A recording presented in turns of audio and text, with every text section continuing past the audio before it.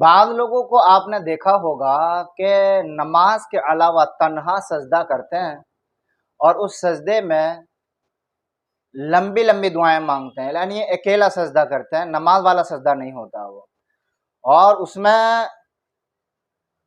ہاتھ اس طریقے سے پھیلا لیتے ہیں، کیونکہ سجدے میں اس طریقے سے ہاتھ رکھتے ہیں، لیکن وہ اس طریقے سے پھیلا کر کے دعائیں مانگتے ہیں۔ تو اب سوال یہ ہے کہ یہ سجدہ کرنا کیسا ہے، کیونکہ رسول اللہ صلی اللہ علیہ وسلم سے یہ ثابت ہے کہ آپ نے سجدے میں لمبی لمبی دعائیں مانگی ہیں، تو وہ کون سا والا سجدہ ہے؟ ایک سوال یہ بھی ہے۔ تو اس کے بارے میں ایک فتویٰ ہے، وہ فتویٰ ہم آپ کو سنا دیں۔ بن نوٹ کراچی کا وہ فتویٰ ہے، اس میں لکھا ہوا ہے، اس میں کوئی شک نہیں کہ سجدے کی حالت میں انسان اللہ کے سب سے زیادہ قریب ہوتا ہے، اور اس حالت میں دعا کی قبولیت کی زیادہ امید ہے۔ اس میں اللہ تعالیٰ اپنے بندے کی دعا قبول فرماتا ہے۔ رسول اللہ صلی اللہ علیہ وسلم نے ارشاد فرمایا، بندہ اپنے رب کے قریب اس وقت ہوتا ہے جس وقت وہ سجدے کی حالت میں ہو، لہذا سجدے کی حالت میں زیادہ سے زیادہ دعا کریں۔ دوسری روایت ہے کہ سجدے میں زیادہ سے زیادہ دعا کی کوشش کرو، عین ممکن ہے کہ تمہاری دعا قبول ہو جائے۔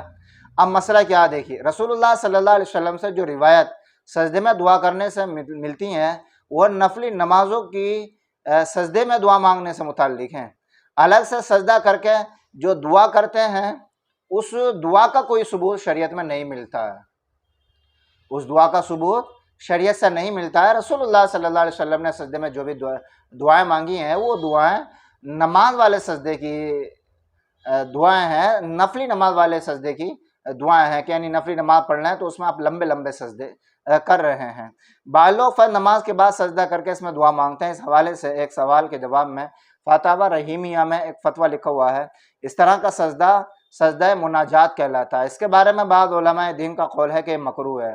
مشکوٰۃ شریف کی شرح اشعۃ اللمعان میں ہے، صوم سجدہ مناجات بعد از نماز و ظاہر کلام اکثر علماء است کے مکروہ است، یعنی کہ اکثر علماء اس بات کی طرف گئے ہیں کہ یہ سجدہ جو کیا جاتا ہے یہ مکروہ ہے، یعنی درست نہیں ہے، لہذا اس کی عادت نہیں بنانی چاہیے۔ دعا اور مناجات کا مسنون طریقہ جس کی مسنونیت میں کسی کا بھی اختلاف نہیں، اس کو ترک کر کے اختلافی طریقہ اختیار کرنا یہ مناسب نہیں ہے۔ یعنی کہ بھائی آپ سیدھے سیدھے بیٹھ کے اس طریقے سے ہاتھ پھیلا لیں، دعا مانگنا شروع کر دیں، اللہ سے لو لگائیں، تو اس میں کسی کا اختلاف نہیں ہے، لیکن سجدے میں پڑھ کر جو دعا مانگتے ہیں اس میں علماء کا اختلاف ہے۔ تو اتفاق والی صورت اور جس میں کسی کا کوئی اختلاف نہیں ہے وہ صورت چھوڑ کر اختلاف والا عمل اپنانا یہ کوئی مناسب نہیں ہے، اس کی عادت بنا لینا بھی درست نہیں ہے۔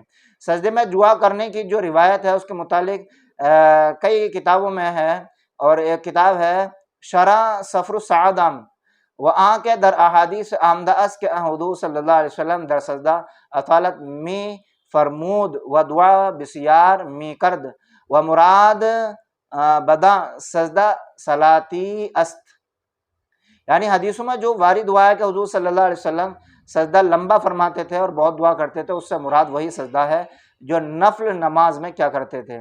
پر تہجد کے سجدے میں وہ دعائیں پڑھی جا سکتی ہیں جو احادیث میں وارد ہوئی ہیں، یعنی آپ تہجد کی نماز پڑھ رہے ہیں تو لمبا رکوع کریں، لمبا سجدہ کریں، اور سجدے میں آپ دعا قنوت پڑھ لیں، یہ بھی دعا ہے۔ آپ سجدے میں التحیات پڑھ لیں، دعائے معصورہ، اللہم انی ظلمت نفسی ظلما کثیرا ولا یغفر الذنوب، یہ بھی دعا ہے۔ آپ سورہ فاتحہ پڑھتے رہیں، آپ ربنا آتنا فی الدنیا حسنہ پڑھتے رہیں، آپ اللہم اغفر لی پڑھتے رہیں، استغفار پڑھتے رہیں، تو یہ لمبے لمبے سجدے بھی ہو جائیں گے اور سجدے کی دعا بھی ہو جائے گی۔ خلاصہ کلام یہ نکلا کہ جو مستقل تنہا سجدہ کرتے ہیں یہ سجدہ کرنا مکروہ ہے، ایسا نہیں کرنا چاہیے۔ نفل نماز پڑھیں، نفل نماز کے سجدے لمبے لمبے کریں، اس میں وہ دعائیں پڑھیں جو قرآن سے ثابت ہیں اور حدیثوں سے ثابت ہیں جو میں نے ابھی آپ کو بتا دی ہیں۔ باقی اگر لمبی دعا کرنی ہے تو بھئی سیدھے سیدھے بیٹھ کر ہاتھ اٹھا کر کے ویسے ہی سیدھے سیدھے ہاتھ اٹھا کر کے دعائیں مانگیں، اس میں کسی کا کوئی اختلاف نہیں ہے۔